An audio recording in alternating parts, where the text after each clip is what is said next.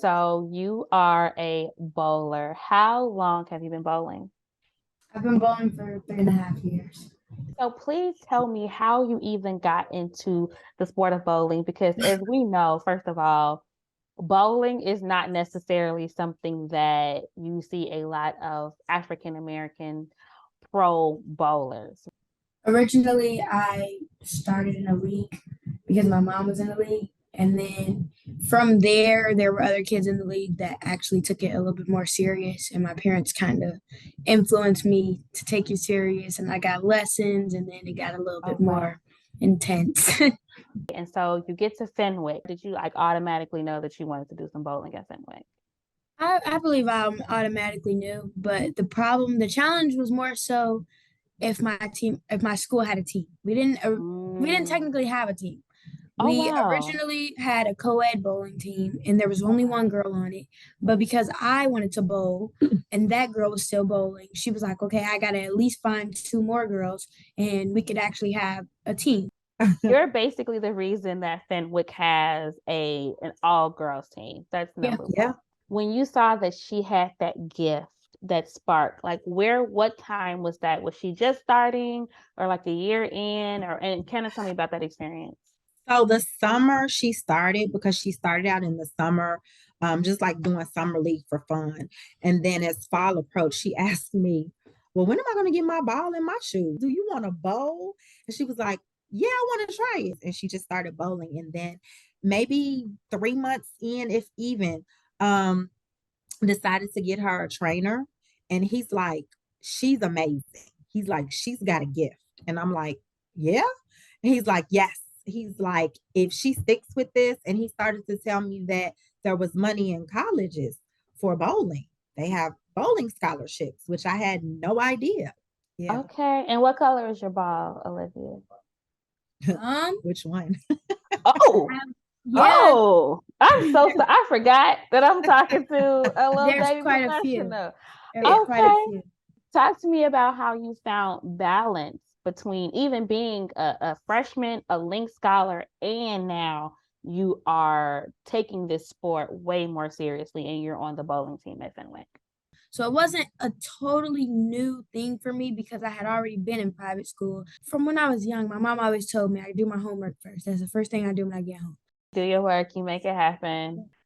Talk to me about the journey to this space of being the first female bowler to make it to the state finals for your school.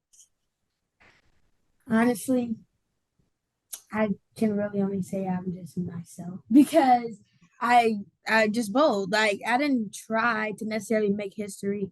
I did well throughout the season. I got second in all conference throughout the season, and then in the season or the conference championship, I was number one, and so that was a big accomplishment for me. I thought it was done, and then we go to regionals. I bowled pretty bad, but well enough to qualify, and we go to sectionals. My only goal was really making it out of sectionals at the time because last year I did not. Later that night, my bowling coach has this thing up on Twitter saying, Olivia Cameron makes history, whatever, whatever. And I'm like, what?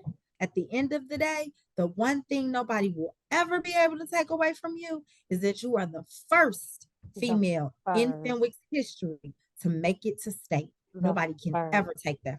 That is in the book. Someone may come in and beat your record, and we hope that some more bowlers, some more girl bowlers, some more Black bowlers come behind you and see the things that you've done and are inspired to, surpass you. But number one, the first.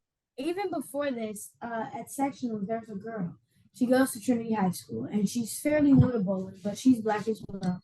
And I guess somebody was talking to my mom and brought up the fact that I inspired her. Yeah, and I was like, what? Yeah, she like, that.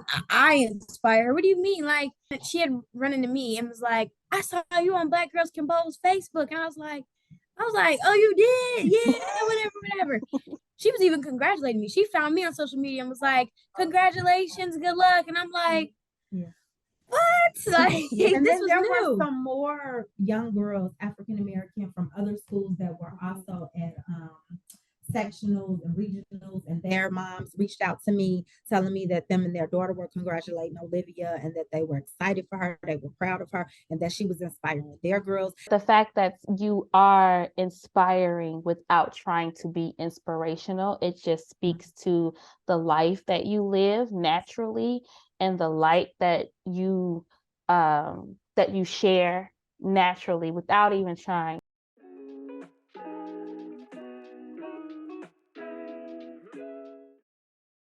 Olivia, you are a LINK scholar and you have a mentor that is a huge supporter and a huge champion. Talk to me a little bit about your relationship with your mentor, Jillian, and how her support has really just added to your village.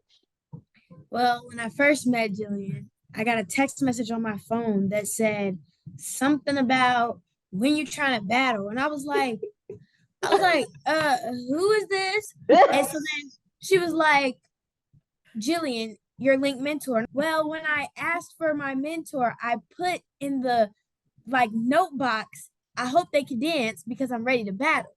I just like everything about her fits me. I couldn't have picked a better person. Like I love that they're matched. It's perfect. And shout out to the LINK mentor team for seeing the connection and making the connection. They did an amazing job. And literally pairing you all as the perfect match. Talk to me about that relationship with Jillian and how it also feels from your perspective to have her part of your village. So for me, I am so grateful because so Olivia, sometimes she struggles in math. She's come in and helped Olivia tutor her. Her and Jillian meet and discuss whatever issue she's having and they work it out. Jillian is just another person I can springboard stuff off of. Like if Olivia is having some issues, maybe they haven't spoken yet, I may reach out to Jill and say, hey, this is what's going on when you talk to her. I remember Olivia was saying at one point she felt like the school, the minority population in her school was declining and she's like, I feel like I want to transfer. And so I spoke to Jillian about it and was like, just have a conversation with her. And, so they talked about it. And so it gives her a different perspective other than what I'm just sharing with her. Right. Jillian is also an educator. So it gives her another different perspective, so I'm grateful. This has been amazing. Thank you all for extending the time. Thank you all for giving me the opportunity, Miss Olivia. It is a pleasure to meet you. You are such an amazing young lady. And Mom, thank you for raising such an amazing. Thank you.